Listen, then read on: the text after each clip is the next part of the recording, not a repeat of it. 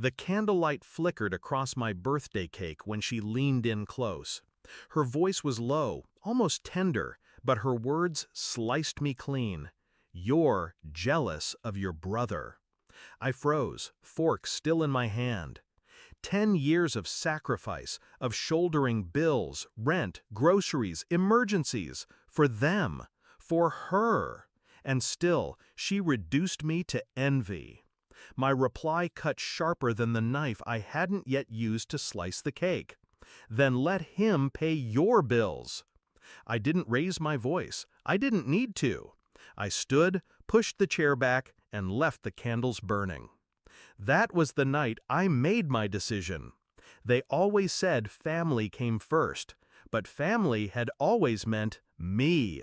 The fixer, the provider, the one who bailed them out when checks bounced, when cards maxed, when landlords knocked.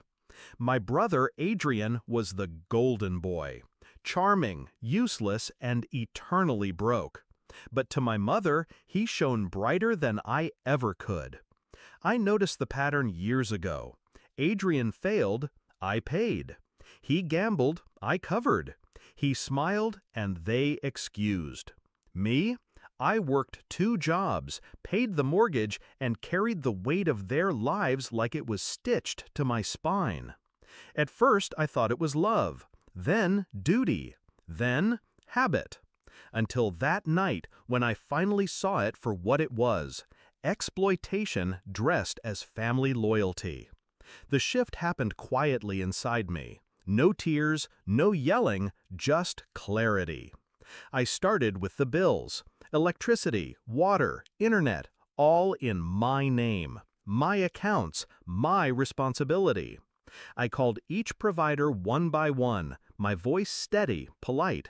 Terminate service, effective immediately. I moved to the cards. My mother's emergency credit line? Canceled. Adrian's backup debit I'd been refilling when he overdrafted? Closed. Auto payments for rent? Stopped. Insurance? Gone. Bills don't pay themselves, and I no longer would. At first, they didn't notice. The fridge still hummed, the lights still flicked on. But weeks later, the cracks split open. I got the first call from my mother at midnight. "Why is the gas off? Your brother has a guest. He can't even cook dinner." I let the silence hang. Then, ask Adrian. The second call was sharper. "The landlord says we're behind. 2 months? What did you do?" "Correction," I whispered. "What didn't I do?" I didn't stop there. Quietly, I redirected my pay. For years, I had funneled everything into their survival. Now, it flowed into me. I signed the deed to my own apartment. Sleek, modern, paid in full. While they fought over overdue notices, I unpacked new furniture and poured myself wine. Revenge doesn't always roar. Sometimes it whispers, "No." When I cut them off completely, the begging began. Adrian showed up at my work, his charm cracked, his smile twitching under the weight of overdue balances. "You can't just leave us like this," he hissed. "Can't I?" I said, looking him dead in the eye. "Welcome to adulthood. Bills don't pay themselves." He stormed off, furious. But behind his anger, I saw it, the first glimmer of fear. The climax came the night of the reunion. 10 years, and not once had they invited me. Every summer they gathered, laughing, posting photos, pretending I didn't exist. This year, though, the tables turned. The knock at my new front door came at dusk. When I opened it, their faces drained of color. Marble floors, high ceilings, the smell of catered food drifting from the kitchen. My house, mine, towered over them like a monument to every dollar they'd stolen from me. I leaned against the doorframe, calm, collected. "Well," I said softly, "look who finally remembered I exist." Adrian's mouth opened, closed. My mother's eyes darted to the chandelier, the polished glass, the walls they could never afford. "You How did you, she stammered. I cut her off. Simple. I stopped paying for you, and I started paying for me.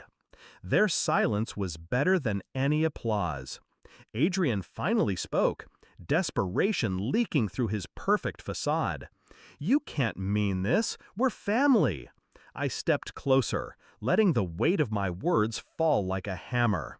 Family doesn't use one child to keep another comfortable.